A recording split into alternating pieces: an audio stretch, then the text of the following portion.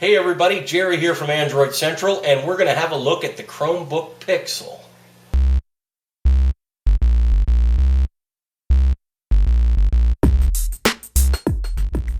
The Chromebook Pixel. If you've been paying attention on the web, you hear a lot of people talking about this thing. We wanted to talk about it too. And most people, they talk about the price and the way it's built. As soon as you pick it up in real life, you realize what they mean by the way it's built. This thing's like a tank. It's a machined anodized aluminum on all exterior parts. It feels wonderful. The tolerances are really tight. It is built so well that you are going to be amazed that this came from Google. And I don't mean that in a bad way, but everybody knows exactly what I mean. You don't think Google when you think this level of quality and engineering. You think of their neighbors in Cupertino, and it is built every bit as good as a MacBook. That's, I'll come right out and say it. There's not a lot of logos and stickers and gingamabobs all over it. There's a little bit of FCC information. I don't know if you can see that. It says Chrome, and it's etched into the hinge here, the piano hinge. Just very tight tolerances on it. And up front, you've got an LED. When the Chromebook is waking up, it flashes multicolored Google colors. When the screen's on, it's blue. When it's going back to sleep, it goes back to multicolors. And then when it's off, it shuts off. Haven't been able to make it do anything else. There's a Konami. You enter the Konami code, and it'll flash multicolored again. But that's really all it does. Don't know if they have plans for it or if they just put it there because they're Google and they do cool stuff like that. You flip her over. You don't see any vents or anything or screws. The screws are underneath the feet.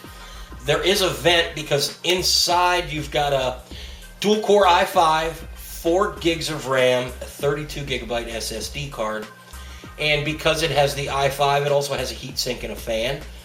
And the vent is built between the hinge and the bottom plate. You probably can't see it. You can hardly see it if you're holding it. But it's a good thing it's there because when you're really using this hard, like a 2 or 3 hour hangout with an old friend, or if you're playing a game from the Chrome store, it gets hot right about here where all the innards are. The fan is, mine's silent. I've talked to a couple other people that are using the Pixel right now, and a few of them say they can hear the fan when it kicks on. I can't hear anything on this one. I don't know if that's, by the units, some are louder than the others, or maybe my ears just aren't as good, but I wouldn't know it had a fan unless I read that it had one, but it does. Bring her around to the side, you can see your ports to connect to the outside world. In the back, you've got a power plug, of course, power adapter comes with. Mini DVI display port, 2 USB 2 connectors. I don't know why they're not USB 3, you'll have to ask Google, I'm not even about to guess. And a combination 3.5mm headphone and microphone jack. You come around to this side, Jack, and you've got an SD card slot. All the SD cards I have here, I've got some 4s, 8s, 16s, a couple 32s. I even have a 64. They all work just fine. I do not have a 128 gigabyte SSD card. What I understand, it works fine as well. I haven't been able to test that, so I don't want to say I'm positive it does. Other than that, you'll notice how well it's built, how thin it is. Of course, it's not tapered like a MacBook Air, but if you look at a MacBook Air back by the hinge, this is just slightly thinner. They're about the same thickness. That gives you a real-world idea. And I'll have the exact measurement here in the post. It's a little over 3 pounds. It is made out of aluminum and has a heatsink inside, so it's going to weigh a little more than some others. But, it doesn't weigh that much more than a Retina MacBook Air, so if you're familiar with the MacBook Air, you know how this is going to feel in your hands. And it's built just as well. The workmanship, the quality, it's there. Google did really well. Enough of the outside. Let's crack her open and have a look at the inside. We'll get to the screen here in a minute. That's the last thing we want to talk about. But I want to focus on the keyboard and trackpad for a second. Tilt this up. The keyboard is the standard Chromebook or Chrome. They make a Bluetooth keyboard for the Chrome box. Means it's keyed a little bit different. Doesn't have any function keys. Instead, it has a few hardware keys. This one has power, and then 3 for volume, up, down, and mute. 2 for brightness, brightness up, brightness down. Then it has a a key you swipe. It's got some sort of sensor in it if you have more than one window open. A maximize key, refresh, forward, back, and escape. Those are in place of your function keys. There is no insert, delete, home, end, or caps lock key.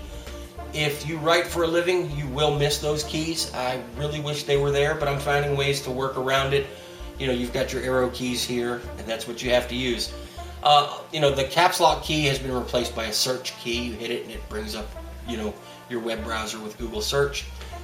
The keyboard itself, it's very responsive, feels really good. The keys are the perfect amount of clicky, if you understand what people mean when they say clicky chiclet keys. They're backlit so you can see in the dark. It's really interesting. I don't know if you can tell on camera, but the keys across the top, they all have a different amount of dots where light leaks out from them. And at first I thought, wow, there's a lot of light leaking out of these keys for something that's built this well. Then I realized they all have a different footprint. And, you know, if you would get used to it, you could tell which key was which based on the number of points of light there. Crazy little touches like that, you know, you don't expect it, but it's cool when you see them. I am told that the keyboard is as good or better than the MacBook keyboard. I'm not familiar with a MacBook, but I can tell you that the keyboard is as good or better than the Sony Vaio chiclet keyboard, which both of these are based on. I do have a, you know, an affinity for Sony laptops, and this keyboard is, I'm going to go ahead and say it's better. Underneath that, you've got, you know, and it's all aluminum too, you've got a great trackpad, and this is coming from somebody who hates trackpads. I'm the guy who always bumps his palm and hates them and wishes they would just go away, and I'd rather use a mouse. But I can deal with this one. It's multi-touch, it's glass coated, it's very responsive, your finger glides across it. You know, it's more than just workable. It's useful even for me, somebody who hates trackpads. If you like trackpads, you're going to love this one. So, you know, Google did a good job there. And it looks good. I mean, let's be honest, it looks very nice, very high quality, which it should for the price tag. Also says Chrome above the keys if you can't tell. Alright, the screen.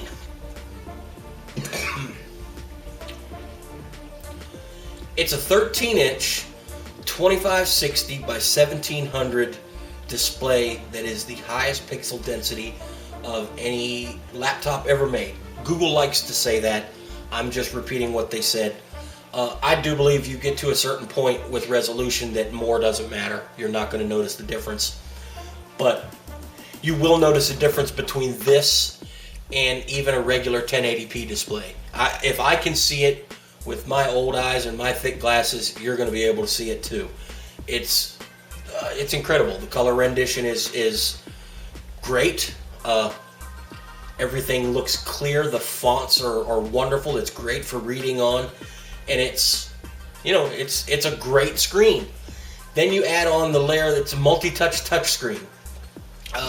You've probably been, if you're interested in the Pixel, you've watched a lot of videos where people talk about the touchscreen, and yeah, it is a little bit jumpy.